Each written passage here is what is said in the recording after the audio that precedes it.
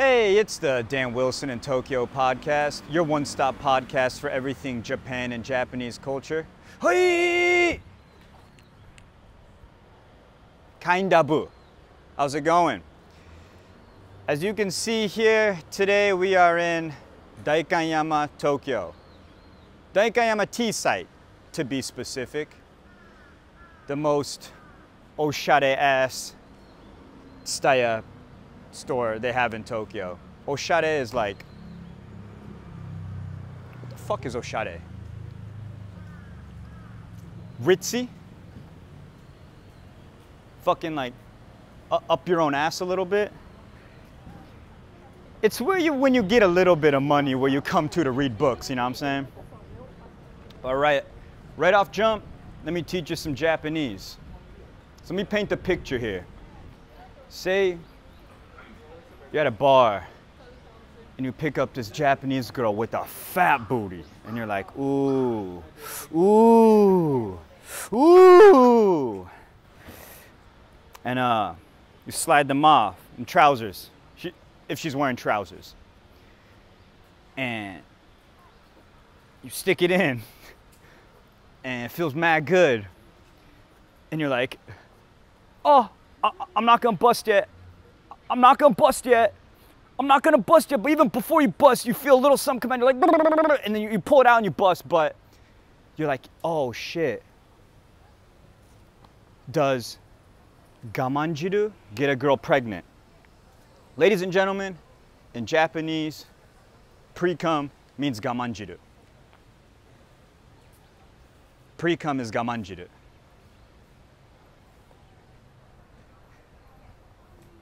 So, the age-old question, does gamanjiru impregnate women? Some women and doctors say yes. Some scientists say no.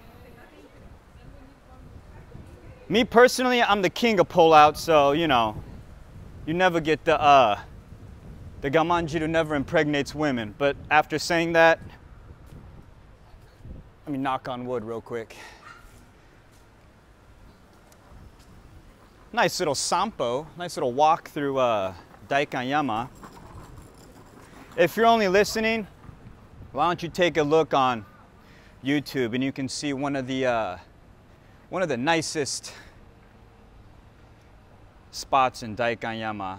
Right now I'm looking at a dog getting groomed. I guarantee you this dog eats, lives better than I do. The dogs around here are spoiled. Man, look at this little rat dog right here. Check out this little rat dog right here.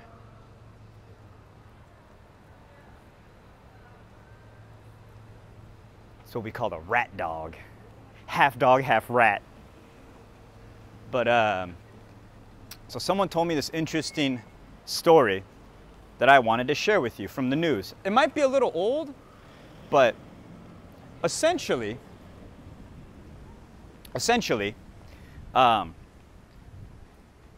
this Russian astronaut tricked a Japanese woman into sending her money, like straight up catfishing. No, not catfishing, but sagi in Japanese. I forgot what it's called in English, where you trick someone to send you money. This motherfucker said he got stranded on a space station. And this gullible ass Japanese lady really thought this Russian dude was stranded on a space station and he needed money to get back down to Earth. But let me read real quick this fucking news. All right, this is from Vice, but a lot of newspapers covered it. Woman scammed by Russian astronaut who claimed to need money to return to Earth. Fire. A man claiming to be a Russian astronaut in space allegedly scammed a Japanese woman into paying for his return trip to Earth, vowing to marry her once he landed. So he said he was gonna marry the babe once he got back down to Earth, all right? That is fire. The man found the 65-year-old unnamed victim on Instagram in June. On his profile, he uploaded random photos of space and said he worked at the International Space Station, where astronauts have limited access to cell service. So this motherfucker was able to have the excuse to ghost him bitches because he's at the space station. The Russian space station. That's kind of fire. Their relationship quickly escalated online, which is like WhatsApp in Japan. He reportedly said he loved her and proposed marriage. He sent her messages like, "I want to start my life in Japan," and saying this 1,000 times won't be enough, quote. But I'll keep saying it, "I love you," news outlet TV Asahi reported. But to actually tie the knot, he said he needed money to return to Earth. There were landing fees to pay once in Japan and the cost of a rocket to actually fly to the country, he said. Believing this man would be her future fiancé, the woman paid him about 4.4 million yen, about $30,000 USD, in 5 installments from August 19 to September 5th, the Japanese newspaper Yomiuri Shimbun reported. But when his demands continued, the women grew suspicious of his intent and reported him to the police, who are investigating the case as a romance scam, local media reported. Yeah. That sounds pretty wild. Dare I say this scam is out of this world? Hey, Yukimi, watch out for the cars. Not all cars in Tokyo know how to drift, all right? They might run into you.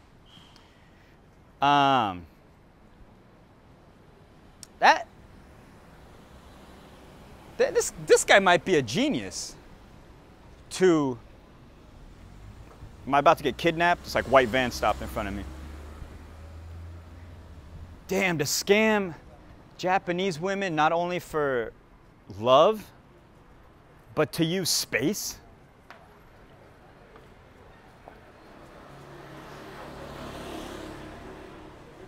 Because you know, cell service is hard to come by in space. They ain't on 5G, not even 6G. The limited cellular data that he would have in space, and this woman thought he was gonna be sending dick pics to the 65-year-old woman in Japan? How gullible is that? But I've been catfished before too, I feel like. Back in the day when I was on the dating apps in Japan, I think I met this girl on Bumble. And boy, on her profile picture, this bitch was fire. Fire de la flame. Muy fuego, you know what I'm saying? Muy fuega. It was a girl. I don't know if you do male or female on that. But she showed up and she wasn't hot. She wasn't the girl in her photos. And you know, I was willing to give it a chance, but her personality was poop too. So on top of catfishing me, she also had a poopy personality. 'Cause I don't mind being tricked if your personality is really funny or great, but yeah, this girl had nothing going for her. All right. That's all I'm gonna do. I'm gonna do these sponsored reads, and then I'm gonna read some Patreon member questions, all right? Oh, here's a Japanese police officer doing his very important work of directing traffic underneath a stoplight. Totally unfucking necessary. I wanna cross here. All right. Remember, I'm reading these sponsored reads as salaryman Satoshi. I'm just reading how Japanese salarymen read, all right?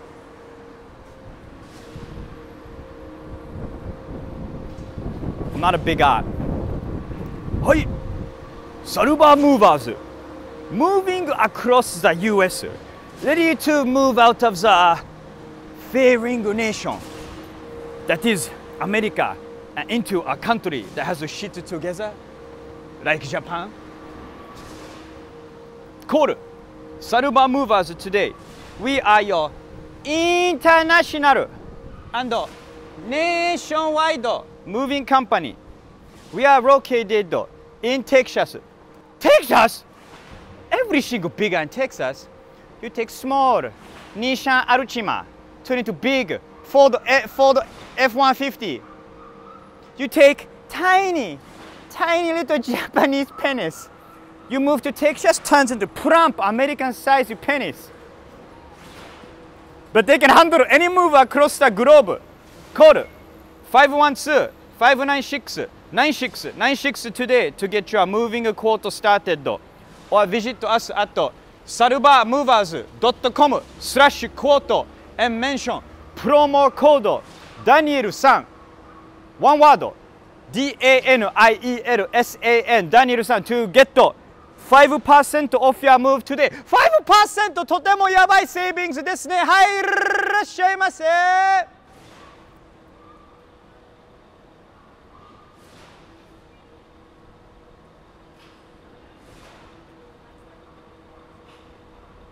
Hello? もしもし？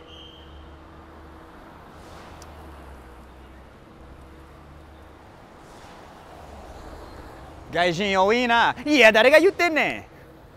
Sorry, that was a real quick Japanese joke. Anyways, if you don't know Japanese, learn it. And on the previous episode where I was walking around in Shibuya, I talked about how to learn Japanese. So refer to that for that. Now, let's answer some Patreon member questions. And once again, I totally fucking appreciate the Patreon members who dish out $5 a month to help me keep the lights on and keep me motivated. And as a thank you, I give you a shout out, or I answer any questions you have or any advice you need about Japan, Tokyo, or about my life out here. Anything really. And there's no rules. Ain't no fucking rules up in here. You can ask whatever you want. Whether I answered or not, it's a different thing. Babes are back behind these two older women, but let's go check her out. Oh, babe. Babe. Babe. Babe alert. Babe alert. Babe alert. I shouldn't be in this little children's park talking about, I don't know what the Patreon members are going to ask. It could be about Japanese vajayjays. Let's ditch the park.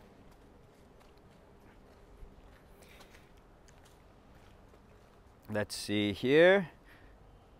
Yes, $5 a month. What is that? One tall boy to support your boy. All right. First Patreon member's question. Tagmata asks, "What's up, Dan? Just off the back of listening to the most recent Badonkadonk podcast episode and thought it was interesting that you struggling with reading Japanese compared to your ability to speak and listen to it. Is this just as a result of you focusing more on spoken comedy than written? Or are there any other factors involved?" Oh yeah, so if you don't know, the Badonkadonk podcast is oh,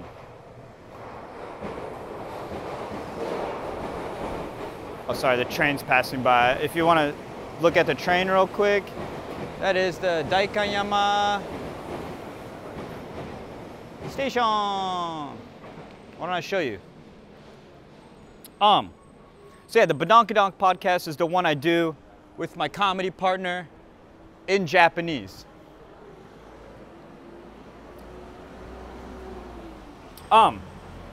Yeah.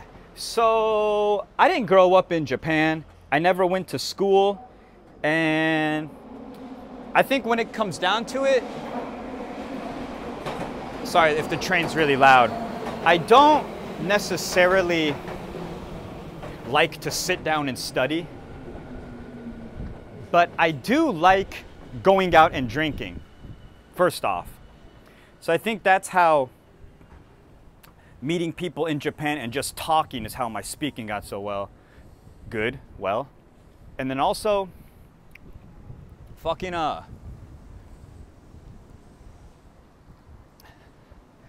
I went to comedy school in Japan, the Watanabe Comedy School, right? And that shit, you know, it's like, well, comedy is just all spoken. I mean, you write your skits down, your fucking bits, but I just wrote in domaji, which is using the alphabet, like A through Z, but in Japanese. So if it's like konnichiwa, I'd write like K-O-N-I-C-H, I-W-A or some shit, right?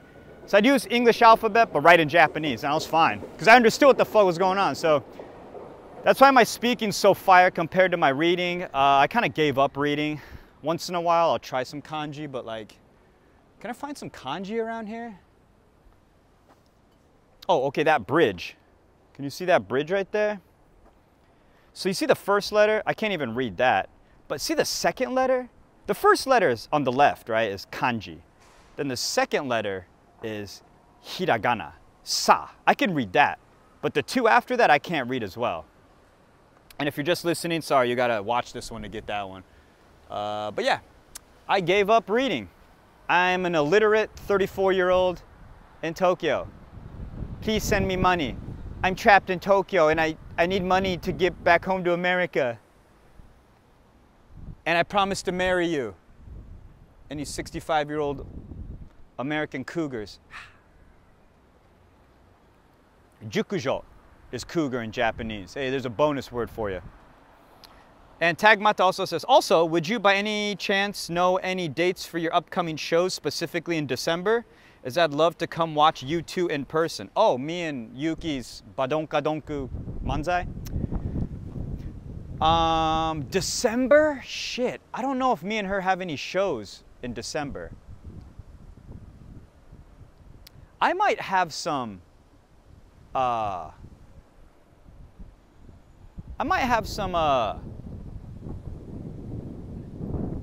walk this way. Some stand-up comedy by myself, but me and Yuki doing Japanese manzai? Shit, I'm not sure. I gotta double check that. But Tagmata, thank you. If I do have a show, I'll post it on my Instagram. So check that shit out. Oh, let's walk over here. All right. Let me do one more Patreon member question. Eddie K. Eddie K asks, what is up with Japanese napkins? The tiny little squares seem to be laminated in plastic to ensure it can't absorb even the tiniest drop of liquid. When Japanese people visit Western countries, do they marvel at how functional the napkins are? All right, I got a bone to pick with them napkins. I fucking feel you, dog.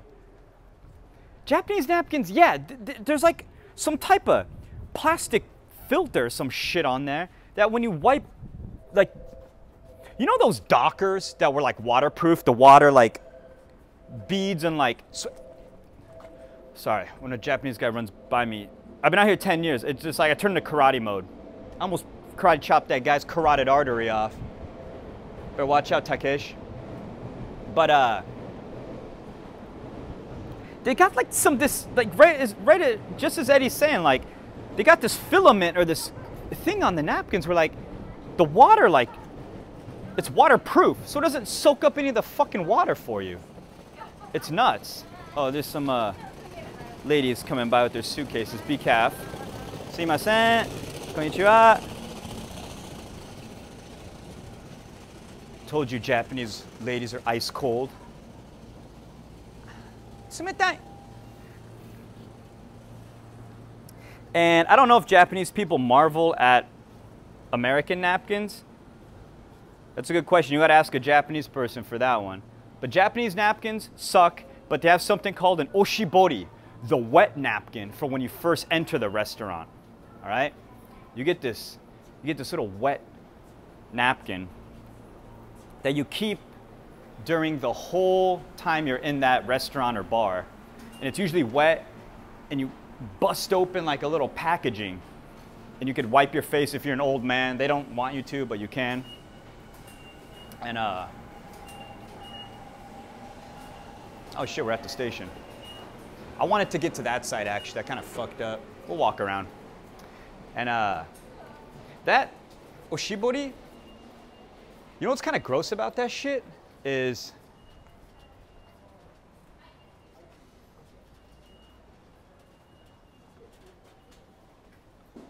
Tamesu.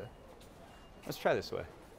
What's kind of gross about that shit is, I thought those oshiboris were like one time and done.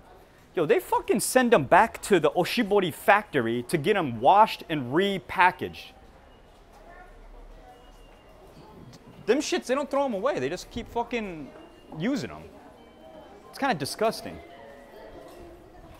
All right, this is Daikanyama Station. Let's go out this way. My babe sensors are going off this way, you know what I'm saying? And yeah, I guess that's about it for the napkins. I feel like I was gonna say one more thing. Oh, this is one other thing I noticed talking about the napkins and shit is Japanese napkins are whack. Those shiboris are dope, but they're not as clean as you might think because they're reusable. And Japanese people, yo, they don't fucking drink water at their meals. Their water cups are always tiny. If you order a water, they'll give you a tiny little cup. And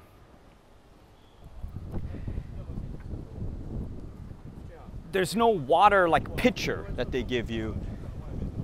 Go to a meal with a Japanese person, like breakfast, lunch, dinner, whatever. They won't drink liquids at their meal like they're thirsty. It's like to just reset the mouth, or like to just like wet the salt flavor out of their mouth or something. They don't actually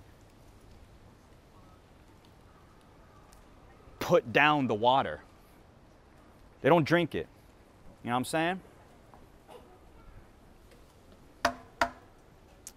All right, that's enough for this week. I'll see you guys next week. Peace.